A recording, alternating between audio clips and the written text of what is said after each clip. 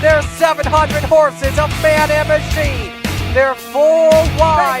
Green flag, showtime at Oxbow Nationals are green.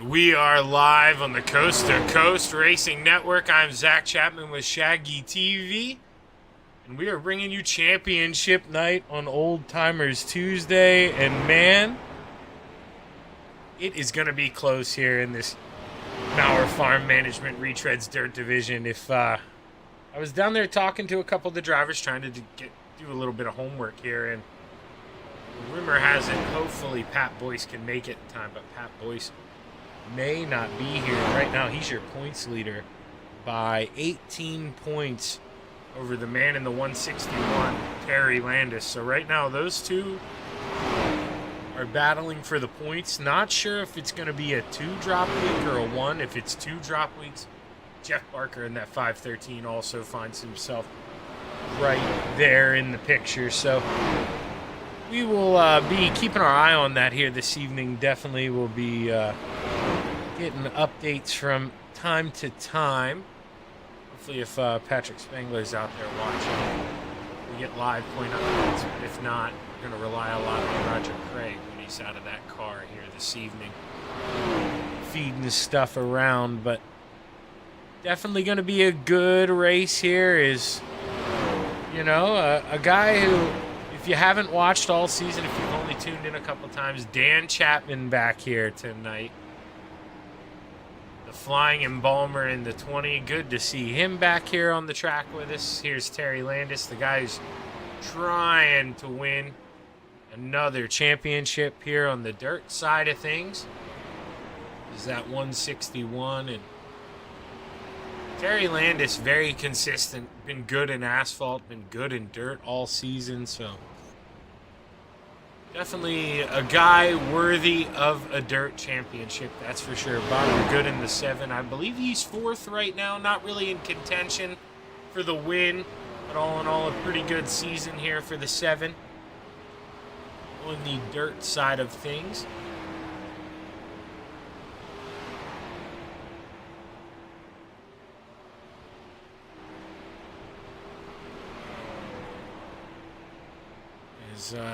Sorry, just taking a look at some of the audio. If you're out there watching, let me know if the cars maybe sound a little bit quiet here. That's something I can always go in and tune around. I believe the last track we did here was the big block modifieds, and normally they can get a little loud, so I may have tuned with the sound a little bit, turned it down. So like I say, if you're out there watching, think the sound isn't up to par, let me know. I can always crank that up a little bit. And also, nice to see you hit up the chat there, Gary. Can't wait to see you on the asphalt side of things. Is not to be a spoiler here, but with drop weeks, Gary Sigelcow may be in that Retreads Asphalt Championship as well, but we'll focus on that a little later. But good to see you tuning in there, Gary. Now Dean Reynolds in that 79, been watching him. He very fast. Last night here in the Renegades, got a little unlucky in your heat race. Had to start in the back of the feature and able to make up some spots there. I think he drove up to 10th, but kind of stalled out towards the end. He's always got a quick car when we come down to Florida.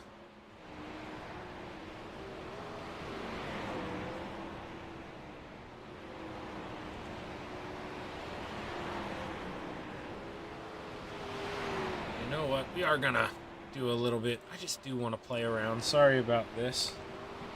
I am going to turn it up just a little bit here in this camera.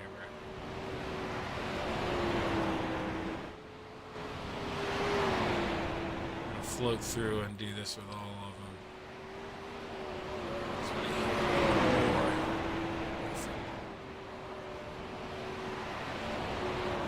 You know what? Might as well do that to the other one here too.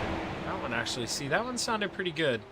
May have been because I messed around and moved some cameras to the infield here. I want to try a little different view for tonight, and I think it's working out well so far, so that's another little different one. Let me know what you think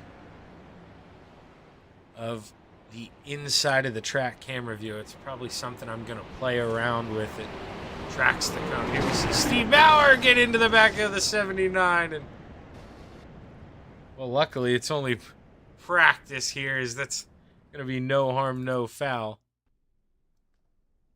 Don't believe anybody on the track right now in session 1. Actually, nobody on the track right now at all after Dean Reynolds and Steve Maurer's little bump. I believe Steve Maurer's coming back out on the track now, and so is Dean Reynolds. Roger Craig as well, so we got 3 cars pulling out here for us.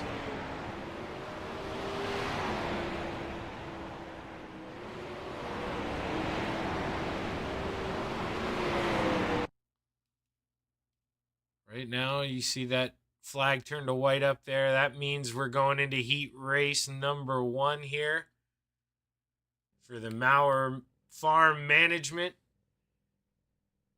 Dirt Retreads Division Championship night. Terry Landis, he's going to try his best to win that title here, but man, he's going to have to do it from a not so good starting position here in heat race number 1. Let's go ahead and bring up that starting grid here for you. Not sure what was taking so long to make this pop up. Starting on the pole, the 014 of Greg Boydell into his outside. In the 888, Steve Maurer. Inside of row number 2, the Mayor, Steven Bixler. It is outside. In the 94, Gary Offit. Inside of row number 3, the man running for that championship here this evening, the 161, Terry Landis into his outside. In the 325, Old Bill Bill Calder. Rounding out the field tonight, the 79 of Dean Reynolds, and, arguably has the most speed here in the field tonight. So, Dean, if he wants to win this one, he's going to have to work real hard tonight, but the pace car should get ready to pull off here. It does, and the green flag is high. It's ready to fly. Look at the sunset here in Florida. We're racing heat race number 1. Greg Boydell with a pretty good start. Going to be able to float up in front of the 888 of Steve Maurer, and now it's his choice here is Steve Bixler. He's going to work for P2. 75. He's going to throw it in there, but not enough here. As now he feels pressure. He's in the meat. He's the meat in that sandwich. So 3 wide going down the backstretch. Terry Landis from 5th to 3rd here in 2 laps. The 161's coming fast. Dean Reynolds there in the middle. He's trying to counter under. Look at him looking under Steve Bixler, trying to get 2 people as he enters 3 on the bottom. What's it going to look like? Coming by the line, gets in front of him. Dean Reynolds up to P4 in the Desert Demon. Terry Landis up to P2. The 79 and the 161 on the move. 2 to go. This time by for the 014 of Greg Boydell. He has a pretty good lead, and those 2 behind him battling hard. Dean Reynolds looks under the 161. 79 throws it into 3 and 4. He's going to slide up in front of the Terry. Terry tries to counter under. Can't get a run one more time around for the 014 of Greg Boydell. Greg Boydell started out front, looking to finish there. Final time through 3 and 4. The checkered flag is in the air. It's flying. Wrong button. Greg Boydell, heat race number 1 winner, followed by Dean Reynolds, Terry Landis, Steve Bixler, Steve Maurer, and Gary Offit. Good finish there, and I promise we'll see an even better camera angle here for heat race number 2, as I'm not going to click rear chase instead of finish line. My apologies. As we get ready for the starting grid here in heat race number 2. Sponsored by Regency Home Inspections, and it's going to look a little something like this, starting on the front row and on the pole, the 513 of Jeffrey Barker into his outside in the 25, Gary Sigelkow. Inside of row number 2, we have the 20 of Dan Chapman into his outside, the 7 of Bob DeGood. Rounding out the field tonight in row number 3, we have the Bassman on the inside and the 747 Roger Craig into his outside in the 012 machine, Bob Curtis. As we get ready to go racing here at Volusia for the 2nd and final heat race here of the season. Barker would love to win heat race number 2 and be able to start on the outside of the front row for the feature, but the green flag is high. It's ready to fly. We're racing at Volusia. Jeff Barker gets a little loose in the middle of the corner, but Gary Sigelkow gets lost up there on the top shelf. Meanwhile, Dan Chapman in the 20. He's looking low on the 7 of Bob DeGood. Oh, gets a little hairy. He has to crack the throttle. He's going to go from 3rd to 6th. Tough break for Dan Chapman. Sigelkow doing a good job of protecting P2, but he's got 2 fast guys behind him right now. Bob DeGood in that 7 and the Bassman right behind him in the 747. Bob DeGood looks low into 1 and 2. Can he complete the pass? He's got it done going on the backstretch. Gary Sigelkow going to look low into 3. He's going to float up, almost makes contact with the 7, but they race on. Halfway home here, 3 to go. The 513 of Jeff Barker, he is checked out. His friend and fellow teammate Bob DeGood in the 7 up to P2. Roger Craig making a big move for P3. Slides up in front of Gary Sigelkow. Gary almost loses it up there on the top shelf. Gary's really been flirting with them Hershey Kisses, hopping up over that cushion. Bob Curtis trying to run him down, but white flag in the air. Final time around for the 513 of Jeff Barker. Jeff Barker been on rails out front. Started there. Looking to finish there. Same way as heat race number 1. The checkered flag is high. It's flying. The 513 wins heat race number 2, followed by Bob DeGood, Roger Craig, Gary Sigelkow, Bob Curtis, and Dan Chapman rounding out the field. With that, we're going to take a quick break here on the Coast to Coast Racing Network, and we will be right back with a little bit of warm-ups and your feature action here in the Maurer Farm Management Dirt Retreads Division. Stick around.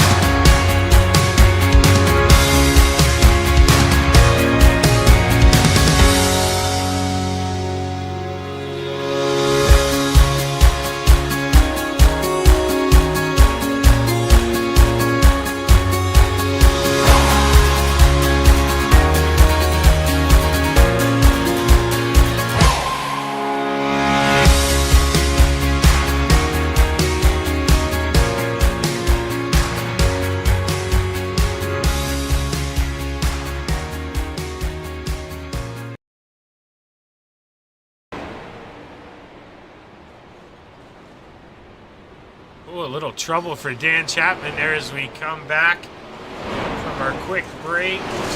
Right now, Dean Reynolds in the 79 at the top of the speed charts. Greg Boydell right behind him, your pole sitter, and Terry Landis going to round out the top three. Oh, man, we are set for one hell of a feature here tonight on the Coast to Coast Racing League. Is wow, Jeff Barker says I'm going to take over that top spot by a tenth of a second there in the 513.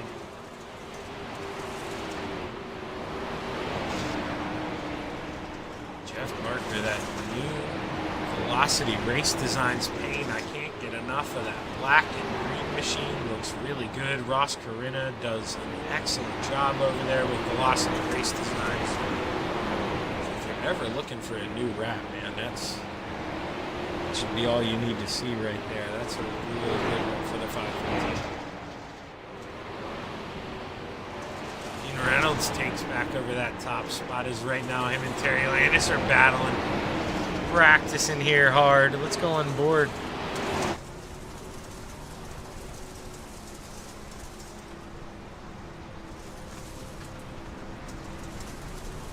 It's Terry Landis. We go to the top shelf now as warm-ups come to an end, but there you see it. I mean, everybody pretty good. Dean looks to be very fast right now. Whoa, a flipping car in front of the Desert Demon there, Terry Landis.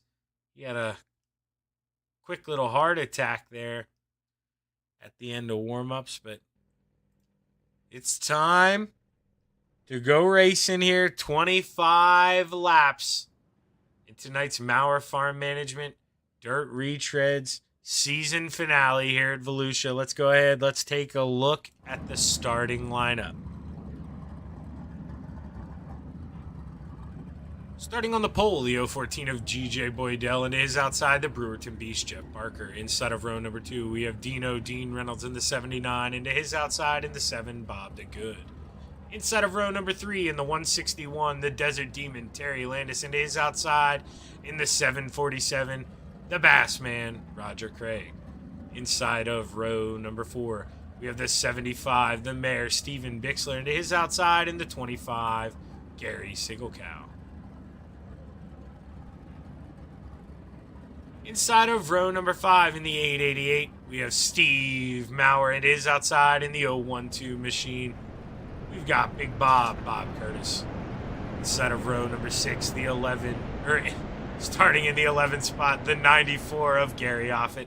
And to his outside, the Flying Embalmer in the number 20, Dan Chapman. Rounding out the field tonight, Old Willie in the 325 machine, Bill Calder.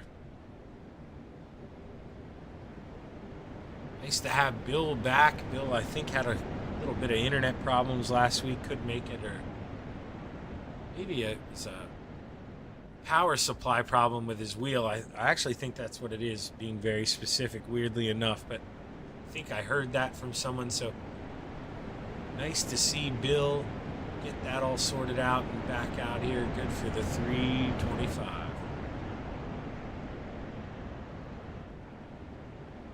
Right now, lights are off on the pace car. We're going to go around one more time, and then the green flag will fly at Volusia as we get ready to cap off an excellent season here in the Coast to Coast Racing League Retreads Division.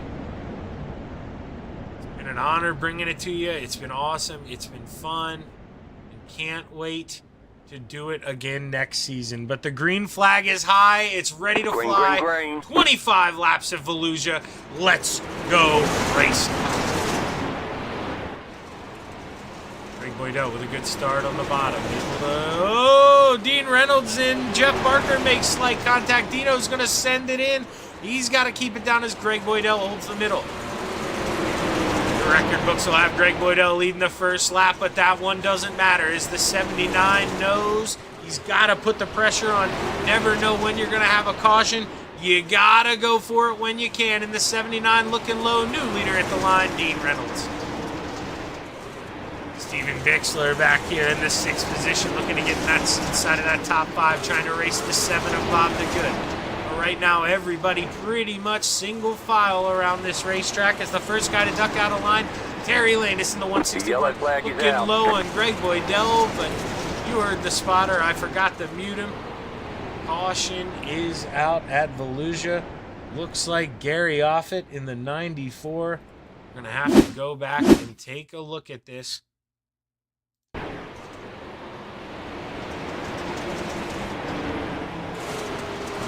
Off a little slight contact with Steve Maurer, hard into the inside wall, around. And the caution is going to come out.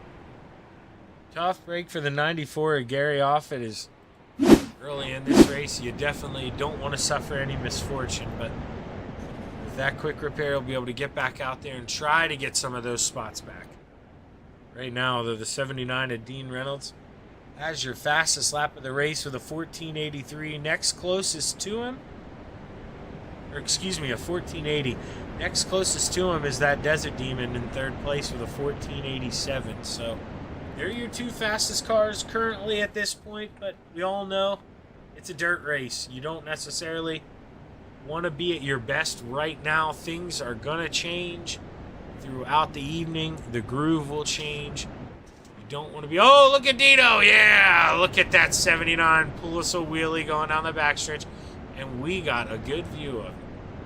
See, sometimes it is a benefit to course around with some of these cameras. Now, see that height? Maybe I got to raise it a little bit. I didn't realize that other cars, would get in the way when they go by, but, that's, we're trying here, we're trying. It's the 79, chooses the inside here. We should have, I believe it'll change back to 22 to go. Should have 21 to go when we actually, yes, there changes back. We will have 21 to go when we take the green flag this time by the 71. Can fire whenever that pace car has all 4 tires on pit road. 79 going to let a little bit of a gap build here. As the flagman holds the green flag, they roll through 3 and 4. Dean Reynolds brings us back to the green flag. We're racing at Volusia. Whoa, Roger Craig with a big wheelie there. He's got to let off and settle it down. But back to the front. Look at those guys battling hard for those final podium spots. Terry Landis took over P2. Now the Brewerton Beast taking over P3. Greg Boydell has got his hands full now in that 014. He has got to try to figure something out. And Chapman behind him in that 20. He's up 4 spots currently. Your hard charger in P8.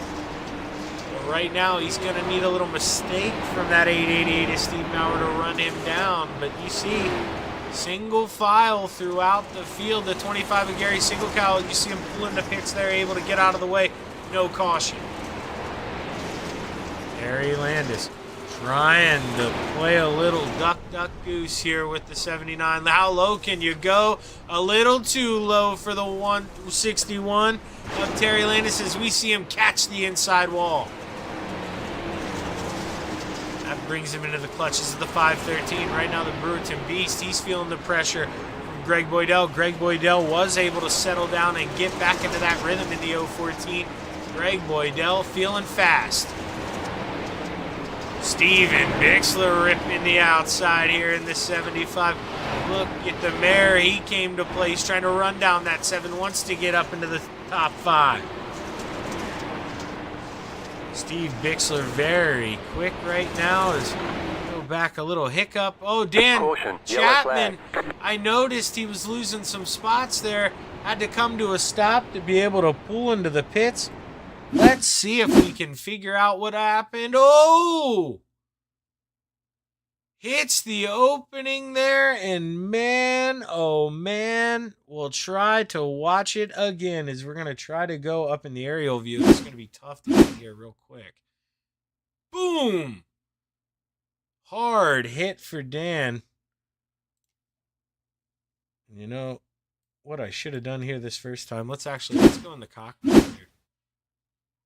Oh, just tightened up on exit. Hard hit. He goes up and around and stays on all fours.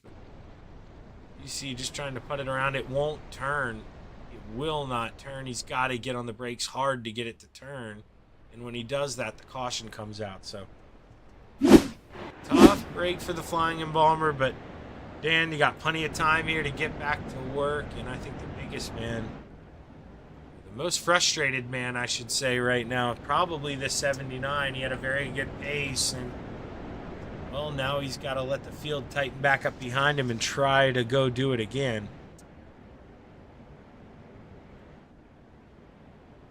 So I believe lights will go off this time by. Let's take a look here as drivers agree with me here. They're going to try to double up. Lights did go off, and Dean Reynolds going to choose the inside.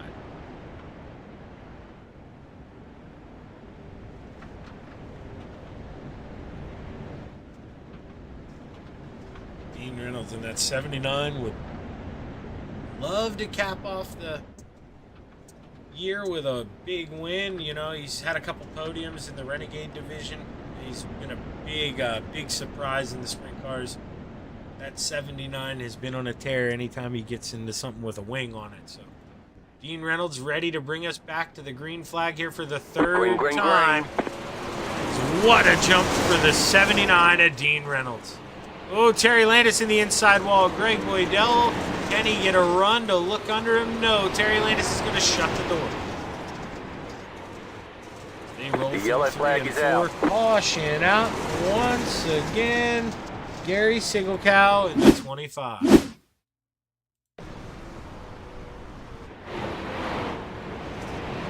what happens at the 25 here. Bill Calder floats up. Oh, Dan floated up.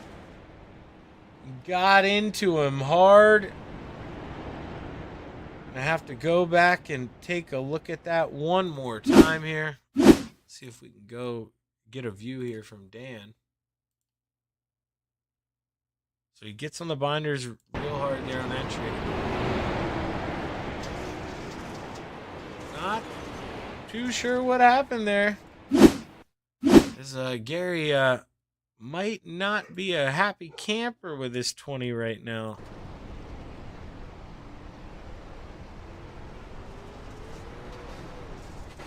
You see, though, he didn't know Gary was there. That's a tough break for both of them, really. I mean, that's just the sense of not really knowing there's a guy around you. You know, it's not really any malicious intent out of that. Tough break for both of them.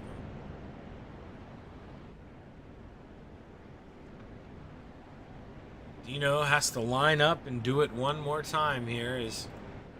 Don't believe we're going green this time. Maybe drivers may disagree with me here. Actually, they're doubling up, so lights must be off on the pace car, which they are.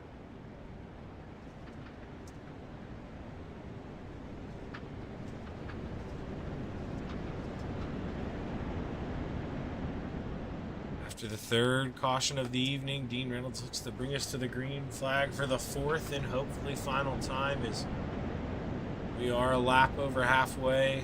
2 laps over halfway, excuse me, as we're going to have 13 to go as we take the green flag.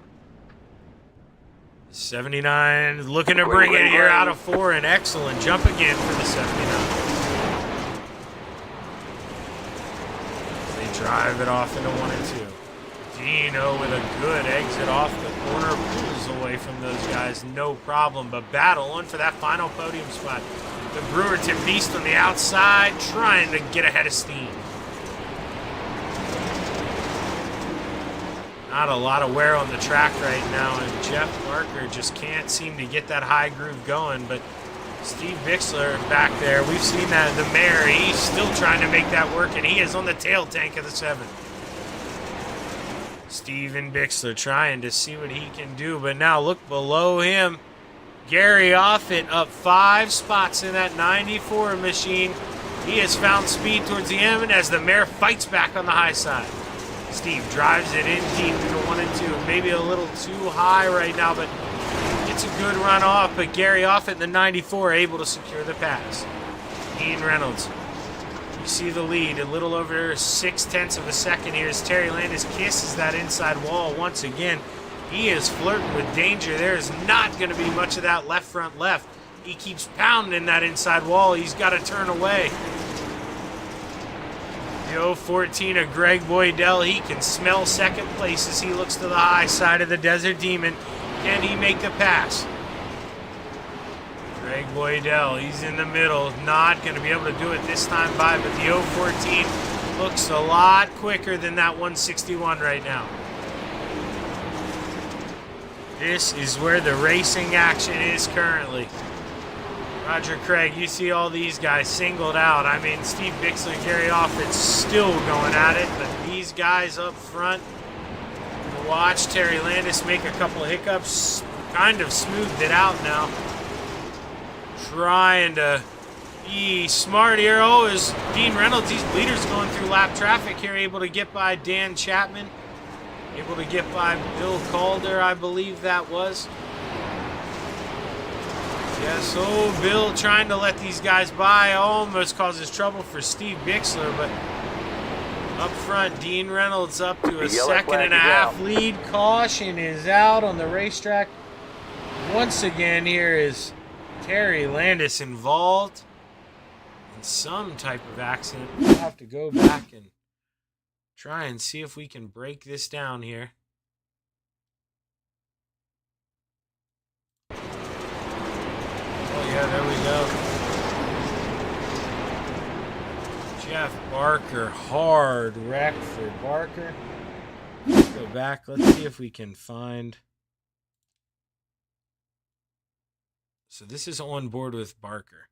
You just see Landis. Oh, left rear hits the barrier.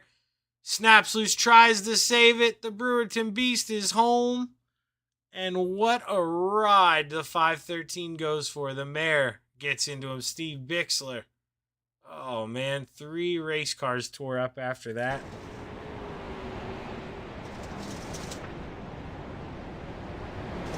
Tough break for everyone involved there.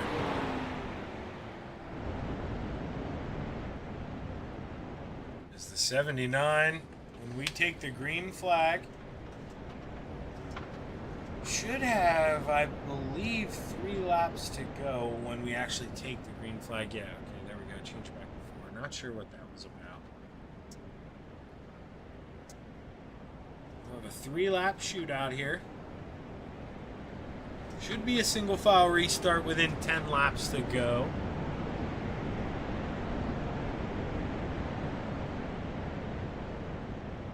And then after this, make sure stick around because we have, I believe, 30 laps. Hang on, we're not going green. Not going green. Hear the spotter, so I'll address that after I'm done here. But 30 laps at Daytona in the trucks is, another great attempt at a wheelie here. That man, his entertainment,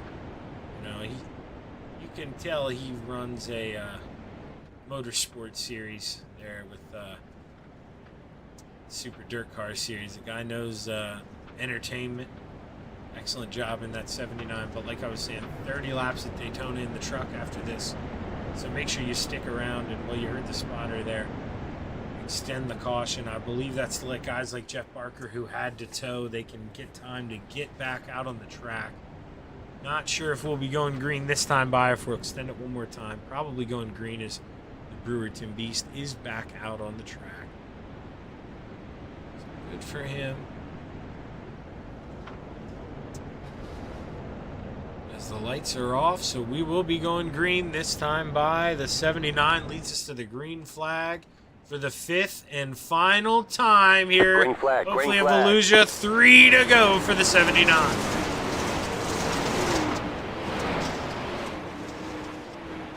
With the jump of the century here, and that allows Bob DeGood to go to work on second here because Greg Boydell caught sleeping a little bit. 2 to go this time by.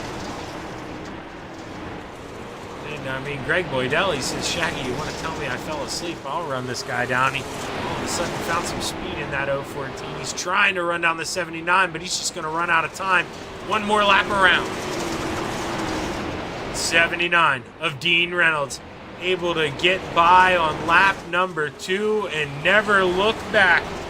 24 laps led here at Volusia Speedway this evening.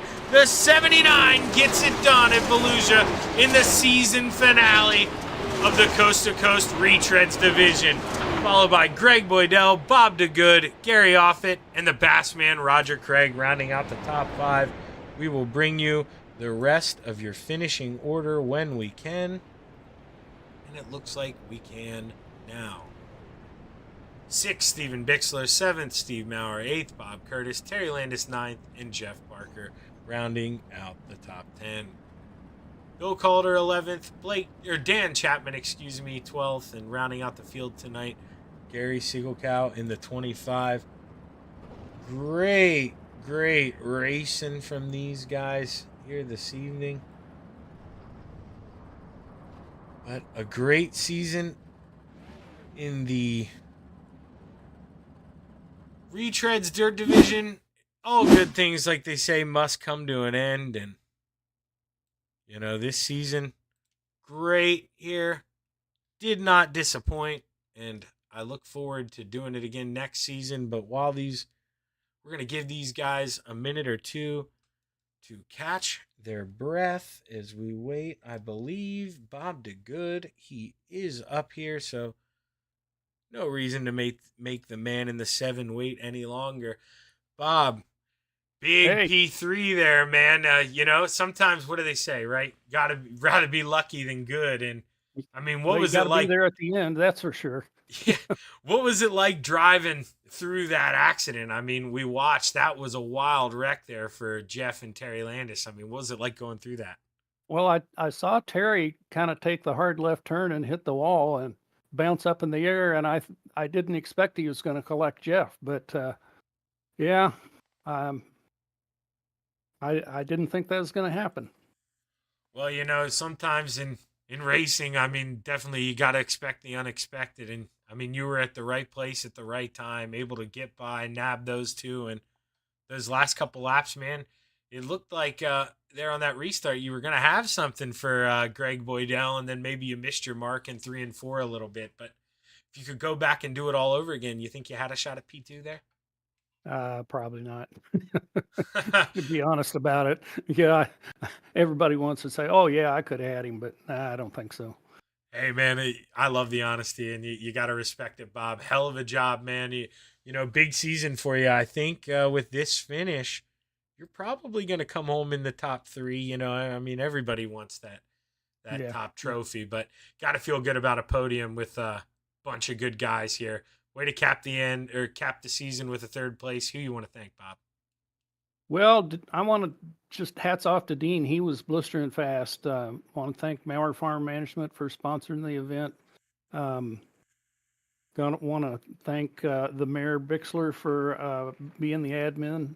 Flatline Racing Bodies, Roger Craig and Coast to Coast Racing League, and Shaggy for doing the broadcast. Well, hey, I appreciate it, Bob. And I talked to Roger earlier this week. It looks like I get to do it again next year, or next season. So I can't wait to do it again, Bob. Congrats, man. Well, good deal. That's your P3 finisher, Bob DeGood. And now we're gonna bring up the man who, Greg Boydell, our P2 finisher. Hey, Greg, Shaggy up in the booth, man. You got a copy? Yes, sir. How are you?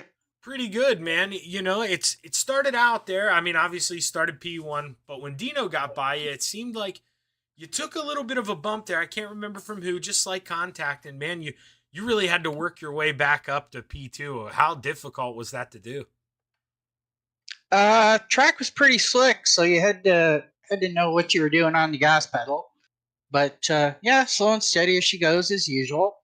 Yeah, slow and steady as she goes there. And once again, not to get on you here, Greg, but I mean, if you didn't have, if you got a little bit of a better restart there at the end, I mean, you never know. Dino, he might have been taking it easy. You don't want to make a mistake, but Greg, man, you looked fast. You were running him down. You gotta feel like, you had a chance to win this thing tonight.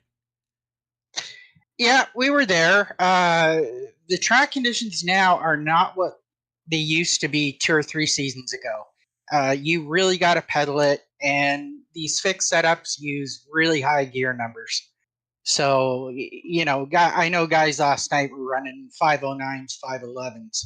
So, yeah, 560, you got to really pedal it. Well, Greg, you're proving that, man. You're learning how to pedal it. You're getting good in these wing things, and I mean, it seems like every week here I'm talking to you on the podium. So, congratulations, way to end the season here with a second place, Greg. Got to feel good taking that momentum into next season. Who you want to thank, man? I want to thank you for doing the broadcast and Moyer Farm Management for looking after us, and Every Child Matters, Oshawikan Speedway, and We Rescue Cats, which I'm going to throw a plug in for them again. So Monday, September 2nd, we're still doing those 2 races, so hope some guys show up for that. Well, looking forward to it, Greg, and can't wait to do next season for you guys again, man. It's been a lot of fun. Yeah, they're a fun group, and we're getting more and more guys out. I guess everyone's turning a little older, so yeah, good numbers. Good to see. Way to end the year of the second, man. Looking forward to see what you can do here at Daytona in the trucks. I know you're going to have something for that. Yeah, well, when you interviewed me last week, same sentence. Roll the dice and hold on. Amen, brother. Good luck, Greg. Okay, thanks, Shaggy. That's your P2 finisher, Greg Boydell. And now we're going to bring up the man who I told you, you had to keep your eye on this thing. He's going to be modest. He's going to say, oh, blah, blah, blah. It's a fix. Blah, blah. You put a wing on something. This 79's been fast. Hell of a win, Dino. Well, thank you. And I'll tell you, it was that was a tricky track. I was just done talking to Bob, and we'd never seen Volusia where you just had to hug the rail like that in a sprint car. I mean, you know me, I like to sail it right up against the top there. But when I was doing that practice, I'm like, I'm 2/10 slower up here in the fluff. And it was just weird. Well, and sorry to interrupt, Shaggy, but I went the middle, I think lap 4. I had like 0.8 of a second lead with on Terry and the relative. So I went in the middle in 3 and 4. And then all of a sudden I noticed he's like 0.3 behind. I said, well, that didn't work. Yeah, and Dean, to add on that, I mean, it made me think of something Blake Chapman said because, actually, Greg was talking about a little bit about the gearing, and Blake ran not as high a gear as this, but he geared his car last night, to run the bottom, and I guess it never really came in for him. But do you think the gearing in this fixed setup had a lot to do with you not being able to get power on the outside? You would think not, because even if you're hitting the chip, you would think you get less wheel spin up on the outside, but you still get wheel spin. So, I mean, this is so unlike me. I'm glad I did this race. I was like half throttle in the corners, maybe even less. And that I've never done. So maybe that's what you got to do because these things are geared so high. It's just, less throttle in the corner. Now, of course, you're flooring it going down the straightaway on the bottom because you got all that tack down there. And you could feel your front end coming up a little bit and getting light. But I mean, that was the least gas I've ever given a sprint car. The gearing's all wrong. I just think it messes everybody up, but you just got to adapt. As I was saying to Bob, he agrees too. He was hitting a chip going down the straightaways, but he goes the same for everybody, and they go absolutely right. That's what makes this game great. it's the same for everybody. It's our job to adapt, especially on a fixed setup. No, yeah, and that's the beauty of it. It's not even like you're going to a local kart track and they're all supposed to be the same. We're on the game, everybody's got the same thing and got to show up and drive it. And Dean, you showed once again, man, that you can do that. And I know you're a busy man, but you ever show up every Tuesday, you might be able to add another trophy to that trophy case. Every time you showed up, you've been pretty good, man. Way to cap off the season with a win. Who you want to thank? Well, thanks a lot. Yeah, and I wish I could run for points with Coast to Coast. Now, I do wind up most of the leagues hitting the number after you do the 2 drops, but when you drop 2 did not shows, it's so much of a disadvantage than other guys that are dropping races, so it's tough to win. But it's still fun. I like coming out. But I got to thank the guys from Full Throttle Motorsports, of course. I'm glad, like I said, some of them are running sprint cars. We got Clay running sprint cars. We got Anthony running some sprint cars. Even Sam's running a few sprint car races. So it's fun to have them in Discord when I'm doing sprint races. None of them, of course, are anywhere as close as old as I am, so they can't run this thing. I don't think anyone's within 20 years of me, but that's okay. So I got to thank you for doing the telecast. As I said before, if it wasn't for you doing this, these guys would not have a showcase for their families to watch them race. It's a special league for retreads. We're all 55 and older, and it's a league where we can race against our peers, and you get to put it on a telecast, get to watch them on dirt, and then you get to watch them on asphalt later. And I forgot to thank Steve Maurer for his sponsorship, because if it wasn't for Steve, you wouldn't be here. And so we got to thank Steve and Maurer Farm Management for his sponsorship tonight, but not only just tonight, for Coast to Coast in general. He's been a big backer for Coast to Coast for a long time, so we got to thank them. So no, it's another win, and I'm glad I came out and had some fun with the guys, and we'll see everybody again tomorrow night for Hometown Heroes. Well, way to cap off the season here with a win, Dino. Looking forward to you running tomorrow night, man. Going to see if you can't back it up with another one here. Good luck. All right, Zach. Thanks so much. And that's your feature winner here, Dean Reynolds. And now we're going to do something here. I'm going to pull up. He doesn't know he's coming, so excuse me, Roger, for bringing you up here. But do we have any idea who possibly won the points there? It's going to be close. Yeah, it's going to be close because I'm thinking maybe Terry, because he was only 18 points, and unfortunately Pat couldn't make it tonight. So I think it might have been Terry, but they're not calculated. All right. Well, we'll see if we can get some further word here later. But for now, we're going to assume Terry's the champion. That's going to be the safe bet. But all right, I'll send you back home, Roger. Yeah, and it's also a safe bet that Terry's the champion in the next division too. Yeah. I saw that one. Yeah, for sure. I think this is the season of the Yahoo. Yeah, not the chocolate water. Yeah, that's right. Well, I'll send you back home. Good luck in the next one here, Roger. Thanks a lot, Shaggy. All right, and with that, we're going to take a quick break here on the Coast to Coast Racing Network. We assume Terry Landis is the champion, but don't want to disrespect Pat Boyce like that. Tough break that Pat couldn't make it tonight. All in all, great season. Looking forward to more dirt racing here with the retreads. In 2 weeks, we should be back with our normal racing program. Not sure what night of the week or what time we're going to do yet, but we will be back. But like I say, stick around here. 30 laps at Daytona. We're going to take a quick break, and we'll be right back on the Coast to Coast Racing Network. Stick around.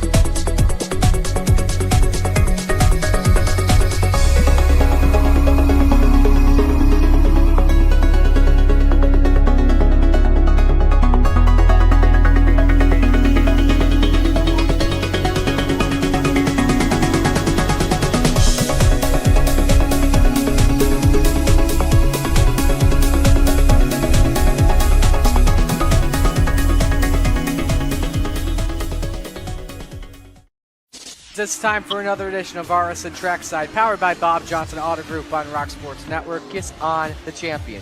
Trying to be a bit of a hiatus, so let's get... Tonight we'll be talking about it.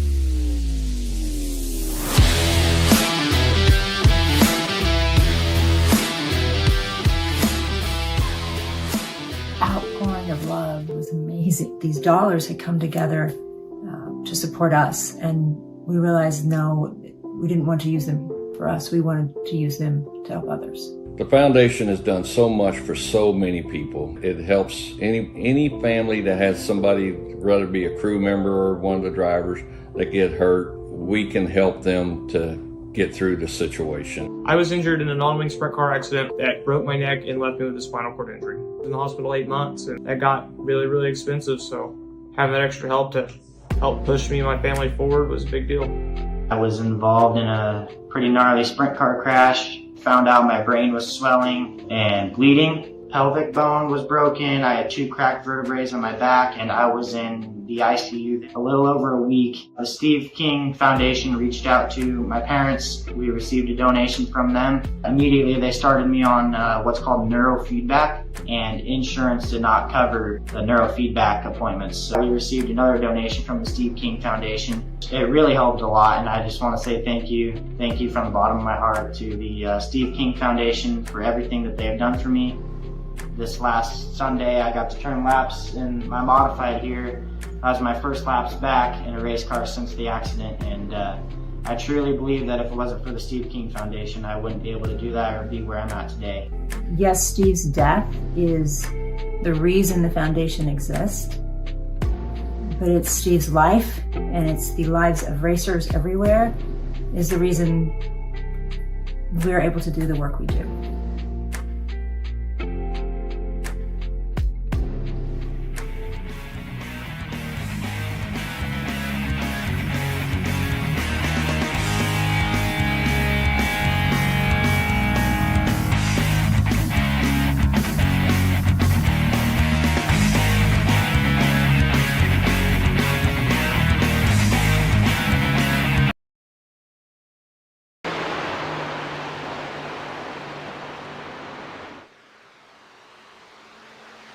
Oh man, you gotta love. I just realized this is great. It'll add to the embarrassment here.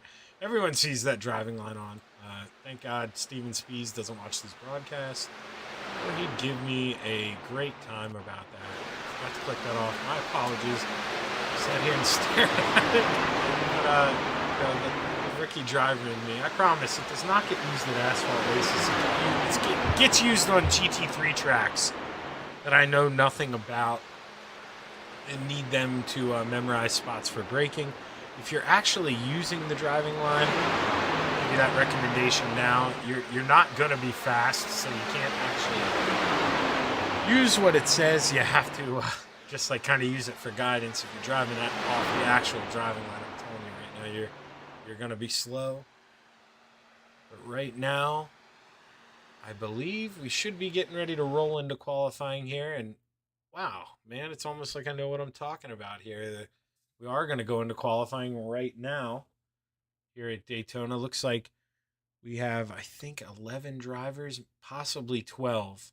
I know 11 had put in times. I can't tell if anybody else was in the session that did not put in a time or not.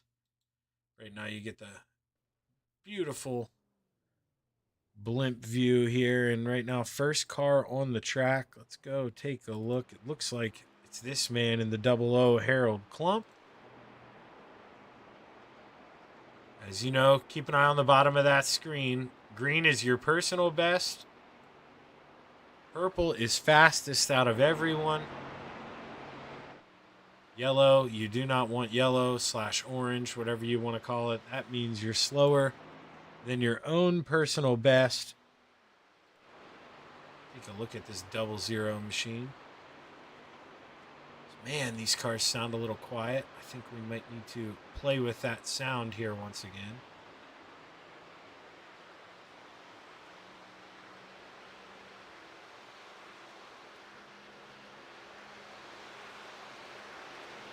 Now Harold Klump getting ready to take the green flag.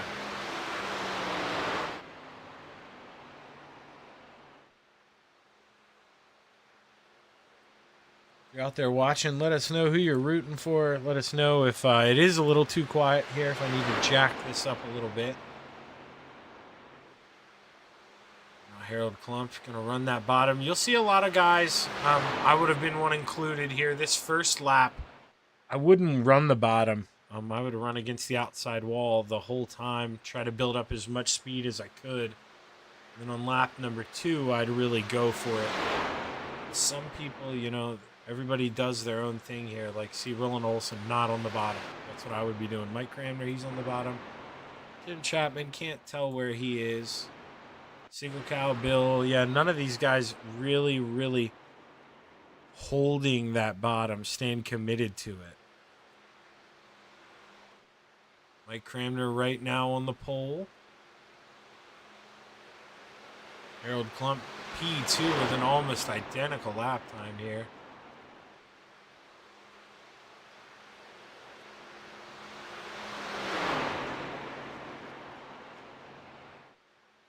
See though, right now, seeing that John Rayner's going to cross the line. Where's John Rayner? John Rayner comes home 7th right now. Let's see, trying to take a peek. Roger Craig is going to be the first person to complete his second lap, but let's go back. Mike Cramner not far behind him. You see purple sector 1. So Mike Cramner looking to improve here on lap number 2. Mike Cramner slower in sector 2. He's not going to improve overall. And going to have to stay with that first. Or no, he does improve. Excuse me. Yeah, 1/100th of a second. 51.39. I read that wrong. Does improve. Let's see. Tim Chapman's about to cross the line. Does he improve? Slower in sector 2. Going to move him up 1 spot to P6. Steve Maurer, the only one yet to complete qualifying here as he comes out of turn 4 for the final time. And Steve Maurer, he's going to improve, but how much? Improves time and improves 2 spots, moves up to P9.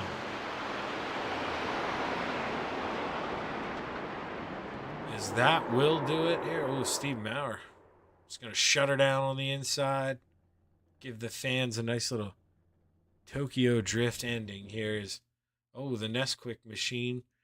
He pulls off, but we are going to get a chocolate milk battle here. Now, I'm not a statistician, but I do think I remember Pat Boyce has only run 1 race this season, I believe, and it was a win for him, if I do recall.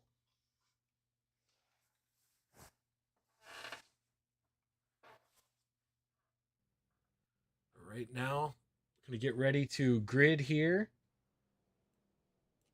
for our 30-lap feature event here, Daytona.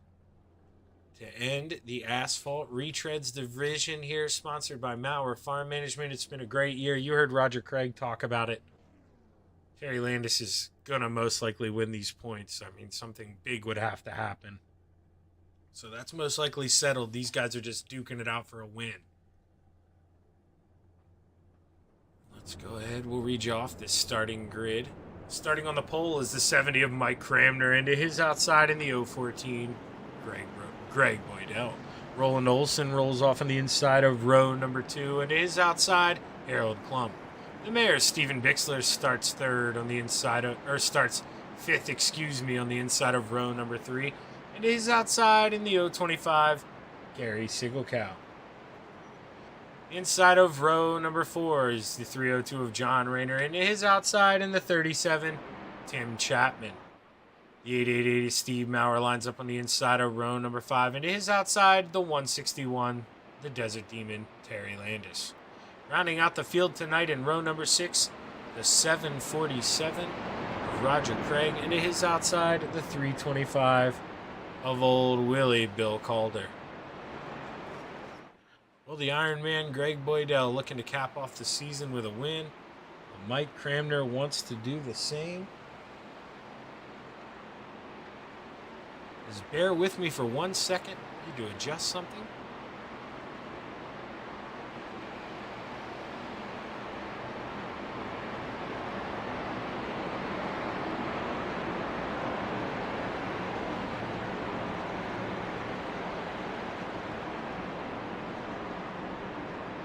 My apologies about that.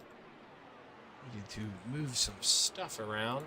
Wanted to do it here before the green flag so we'd be all good for the next 30 laps. And we should be here on the Coast to Coast Racing Network. If you like what you see, subscribe to the channel, hit that like button. Give us a thumbs up here, because the channel can really use the bump. The green flag is high. It's ready to fly as the 70 brings us to the green flag at Daytona. So let's watch him bring it into turn 1 as Mike Cramner. Look at him. They're already looking 3 wide.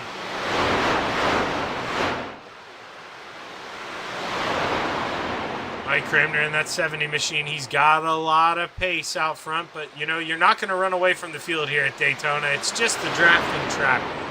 You can only do as much as the guy behind you will allow you to do. You can't necessarily get out to a big lead here unless you got maybe 2 or 3 other friends and there's a little accident behind you. But right now, these guys not cooling off, staying double file as Tim Chapman in the 37 looks to tuck low and get in line.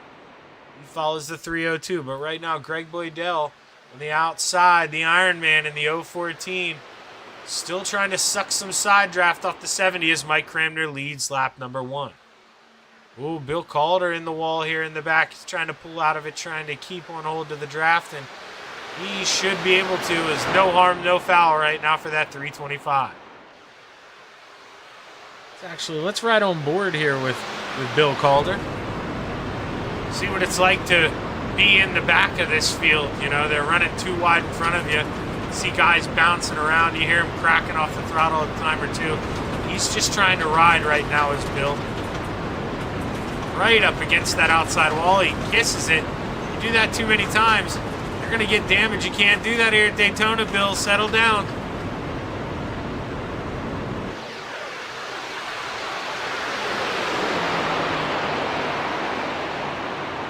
As the cars roar by, you hear the motors, man. That thing sounds like thunder cracking. These guys really getting it going 190 into the corners, 195 possibly with a little bit of draft. These guys are on the wheel. Greg Boydell in the 014 getting a good run on the outside, getting some help from, I believe that's Harold Klump in the 00.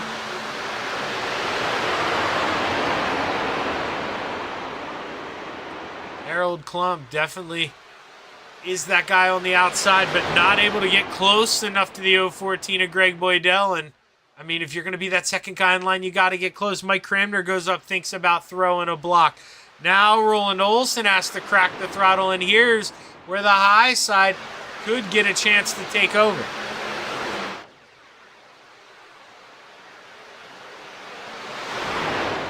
side by side for 3 laps so far as we're on lap number 4. Greg Boydell still trying to go hunting on the outside. Now, I'm not too sure what they do with fuel here, but 30 laps green flag, that is going to be close. They may have to make a green flag pit stop. Not too sure. We may pull a driver up here under caution, do a little digging, but man, as for now, these guys bouncing around. Tim Chapman, we saw him get in line single file on the bottom earlier. Now he's shuffling out. Not sure if he's letting Roger Craig go on by or if he's trying to get up on that high side and, maybe going to try to give the Desert Demon a push here. Maybe trying to get that high side going.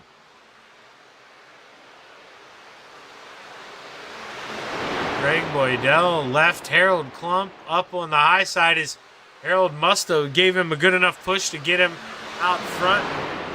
He said, thanks for the help, Harold, but I'm going to go back down low. And now Harold, he needs some help from the 25 of Gary Sigelkow. That B, that yellow jacket on the outside, he is all over that 00, doing a good job of being that second car in line.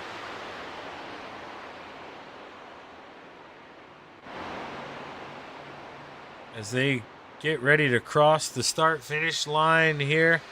Look at them go. These guys are running hard here at Daytona. Oh, Tim Chapman into the outside wall. As we're going to watch them roll through one.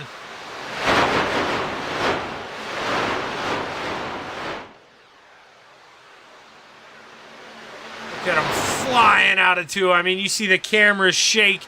They're going 180 plus.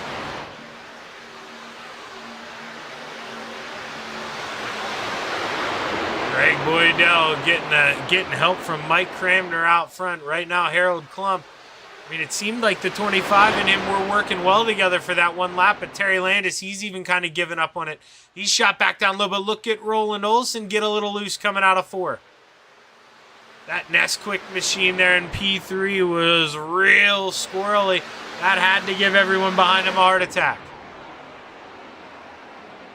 Oh!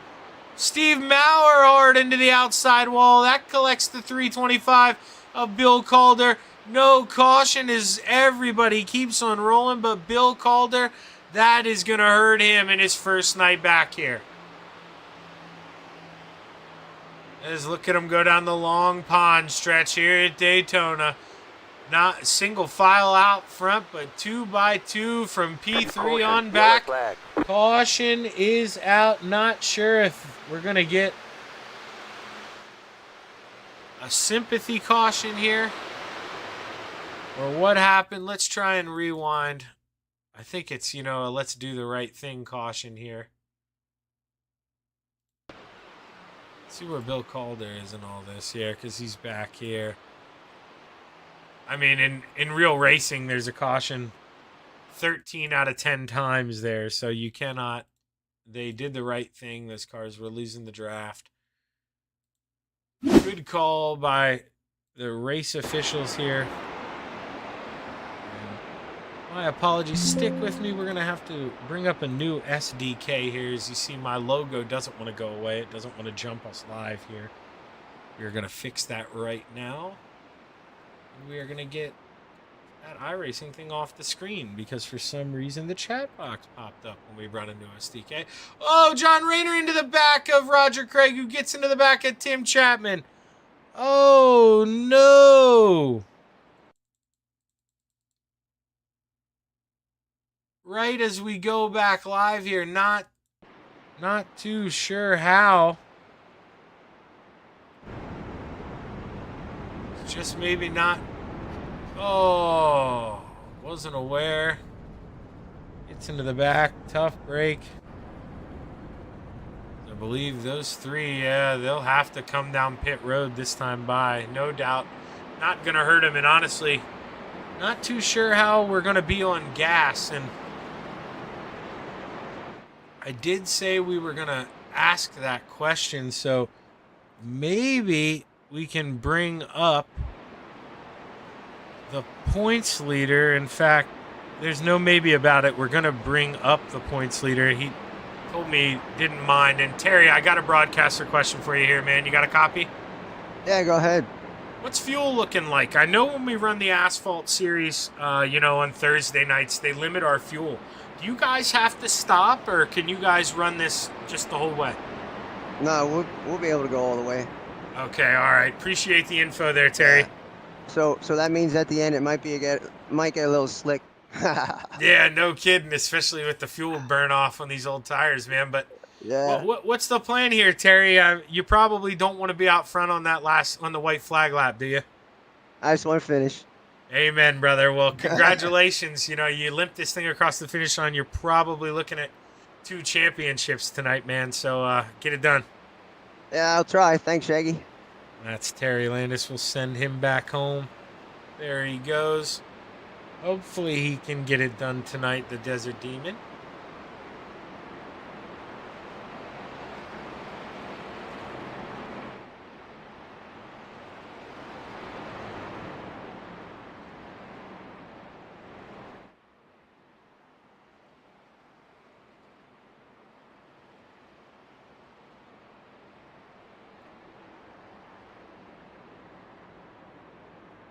Right now should be getting the 1 to go this time, or the 1 to green this time by, excuse me.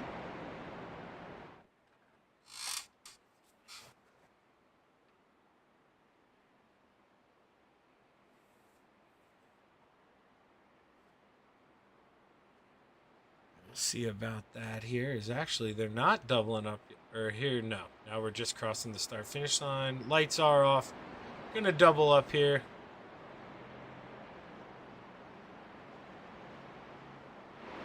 We should be going green this time by. We'll be a third of the way through. We'll have 20 laps to go here at Daytona.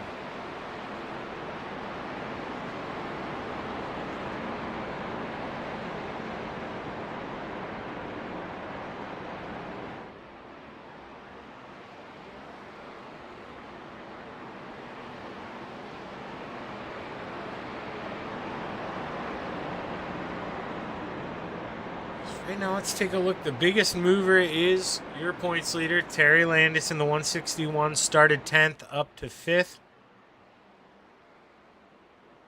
Biggest loser right now, we have 3 guys down 2 spots. Tim Chapman, Steve Maurer, and Steve Bixler. So those guys just playing it safe here early. Long way to go. Can't necessarily even consider yourself a quote-unquote their biggest loser at this point. Might be smart staying in the back. There's a long way to go here. Even if this thing goes green flag, we got 15 minutes of racing here. Minimum with 20 to go, so drivers got a lot of time to make their move. You just got to make sure you're, top 4, top 5 here on the white flag lap, and you got a chance to win.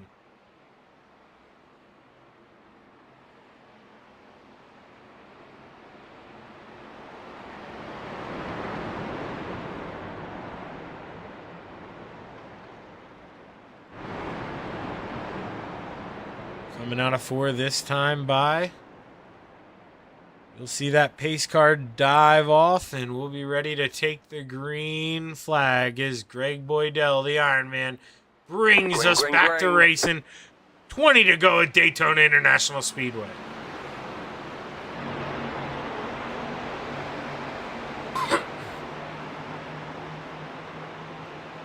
My apologies, clicked the mute button there. I tried to cough, as you heard. I tried to mute that, had a little tickle in the throat, but right now, battle on here for the final podium spot. Roland Olson looks low on the double O of Harold Klump, and Terry Landis is going to follow him. Is Chocolate Water going to help Chocolate Milk? Right now, Chocolate Milk is on the high side, and Chocolate Water is not going up to help. Terry Landis is going to stick on the bottom, and he is going to look under that 03 of Roland Olson.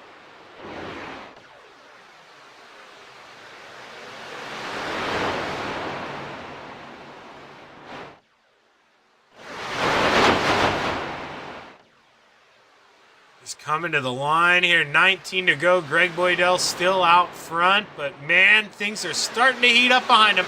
You're watching cars dive and dodge all over here at Daytona as Roland Olson thought about making it 3 wide, but Terry Landis looked like to me shut the door. Let's watch them go side by side down the backstretch. They're 3 wide for the lead. The 014 of Greg Boydell looks low, and Terry Landis goes high. He's the only one with help at the moment. Oh, contact! The yellow flag is out. Roland Olson looks like he gave Mike Cramner a shot going down the straightaway, and that wrecked everyone but Roger Craig. Literally, I believe everyone but Roger Craig involved in that is, let's go back, take a look here.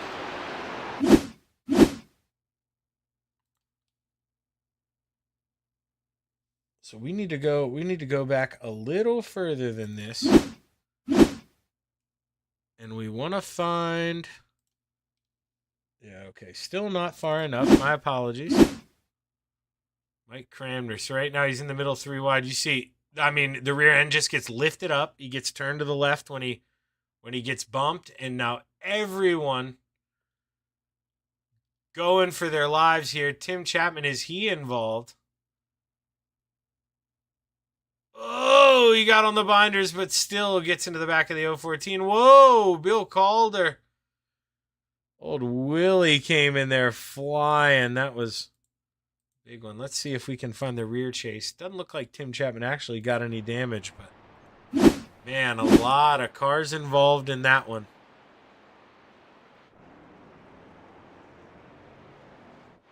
So yeah, it looks like Tim Chapman did not pit. Pretty much, I guess it looks like the top 6 stayed out, so they feel pretty confident that they didn't get too much damage.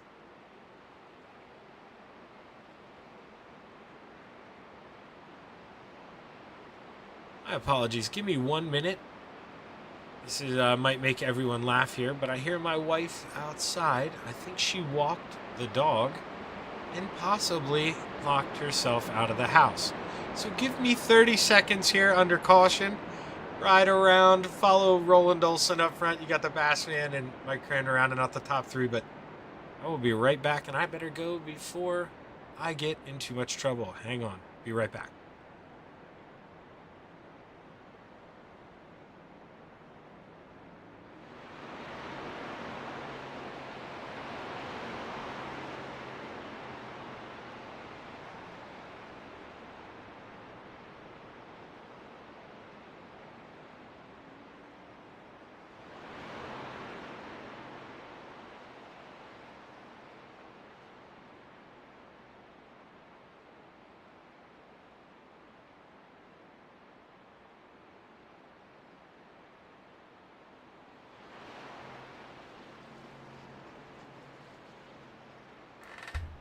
As my apologies, that is exactly what happened, and I happen to have the same habit as my wife. I tend to turn the little knob on the door and lock the back door behind me, and seems like my wife is starting to take after me a little bit here, but right now Steve Bixler, the only guy still on pit road, he is actually pulling off right now. So everyone's on the lead lap here. Right now, we're 17 to go. Going to get 16 to go this time by, and we should get the 1 to green this time by, excuse me. And that means we'll be getting the green flag here with 15 laps to go. So at the halfway point, we'll be coming back for a little green flag racing action. It says first caution. Because I had to reset SDK, we know this will be the second caution here of the evening. Steve Bixler, the little engine that could here. He's motoring around trying to catch up to everyone else here. He should have no problem doing that. Lights are off in the Steve King Foundation pace car, and Roland Olson looks to bring us back to the green flag here. Roger Craig in the outside right now. The Bassman is driving around in our Steve King Foundation pace truck. Try to get us a little better view of that thing. I know I have a good camera here somewhere. Where are you? There she is. It's our lovely pace truck that we run for the Knoxville Nationals every year. It's got all sorts of sponsors. You look right there behind that left front tire, that mystery machine looking logo might look familiar. It may say Shaggy TV on it. Who knows? Just a good guess. Got a lot of our sponsors on there. You see the car, or the sponsor that sponsors our Tuesday night retreads division here. Old Timers Tuesday, Maurer Farm Management on there. Going down the backstretch for the final time here before we go back to green flag racing. A lot of cars in a single file line here on the bottom. Those guys all probably got pit road penalties of some sort that were cleared, so they're not allowed to double up. They got to start on the inside single file.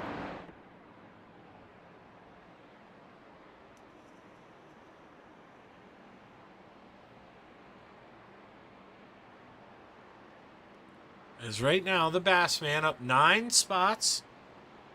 Started 11th, up to 2nd. The Bassman just looking to try to steal this thing at the end. He's so good at being there.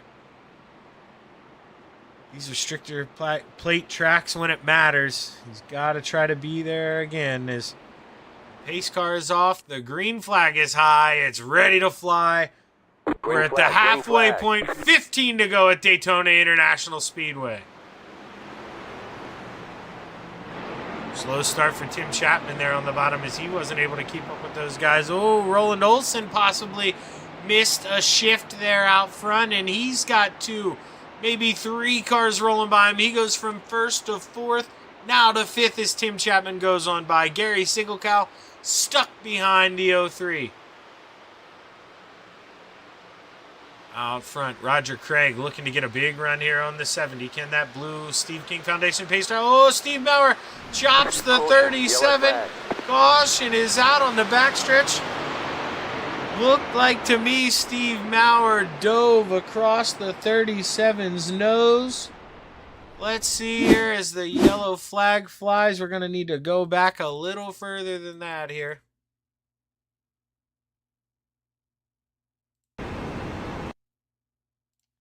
Let's go to TV camera. So right now we're rolling through 1 and 2. This is where Steve and Tim go by. Big gap right now between the two. Because right now, Tim makes his move pretty early here. And I mean, not much more I don't think that the 37 can do there. As it looked like he just gets a big run and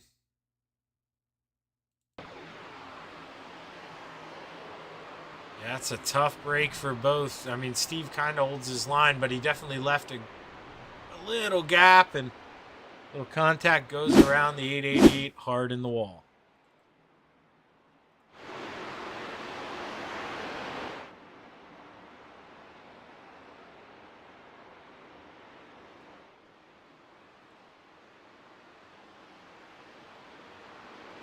Mike Cramner, the 70 out front.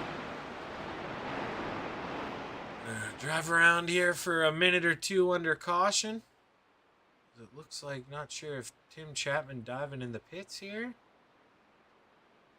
Looks like he is. Everybody else going to stay on out there.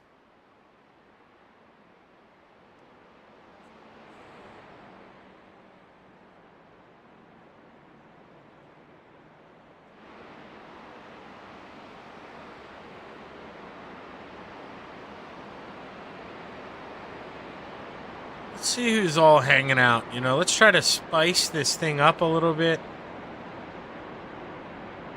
And the best way I know how to spice up this broadcast is to bring chocolate milk up here. Roland Olson, Shaggy up here in the booth, man. You got a copy? Yo, what's going on, sports fans? Yo, man. Hey, we haven't seen you a lot this year. Correct me if I'm wrong. We saw you once and you won that thing. So, man, it'd be nice on your return here. You think you can get it back into victory lane? I probably should have, retired after that win, but just couldn't help myself. The Nesquik Corporation decided I need to get back out here again, get us another W. Yeah, you know, and I mean, just to, you know, you and Terry, you have so much fun with each other, but early in this race, you know, you made that move to the high side and you had Chocolate Water behind you. Were you a little disappointed that he didn't go out to the outside with you and make the move with you? I'm not gonna lie, there were words exchanged on voice comms for sure. Well, you know, long way to go here, and you know, we both wanted to go green flag, but man, I wouldn't hold my breath here as people are going to start running hard. Good luck here, Roland, man. Hopefully you can get that chocolate milk machine back in victory lane. What do you say? All right, Zach, thanks, and happy summer to everybody. Catch you soon. Yep, good luck here, Roland. Right now he's in P5. This is the chocolate milk machine, and you know, I'd said it there on the broadcast. I mean, Terry hung him out to dry, and those guys are friends, believe it or not. I mean, you know, one's real milk. We'll let you decide which one that is, and then the chocolate water there in the 161. I mean, powdered chocolate. Who even knows what that crap is? He just left the real chocolate milk hanging on the high side, and well, you know, Roland, I reminded him of it. You know, maybe he'll stick it back to him later, but right now, Tim Chapman, the last car on the lead lap. Steve Maurer, looks like he called it quits here. He currently still out of the race, or unless he's still waiting for the tow truck to drop him off. He's going to be 3 laps down. Not sure if the 888 of Steve Maurer is going to have enough time to get back into this thing.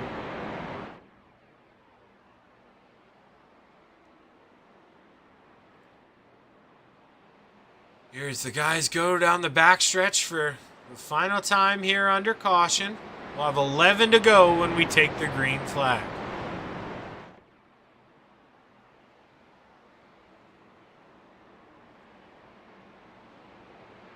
I mean, the Bass man, I talked about him earlier. You see him there in the blue, the egg blue Steve King Foundation pace truck. I mean, he's just finds himself in the right time all the time here at these restrictor plates. Needs to make sure he's there with 1 or 2 laps to go. Is right now going to have 11, so he's got 10 laps to hang on. And then, you know, if you can be in P2 in the last lap, you're probably right where you want to be. He's just got to play defense right now.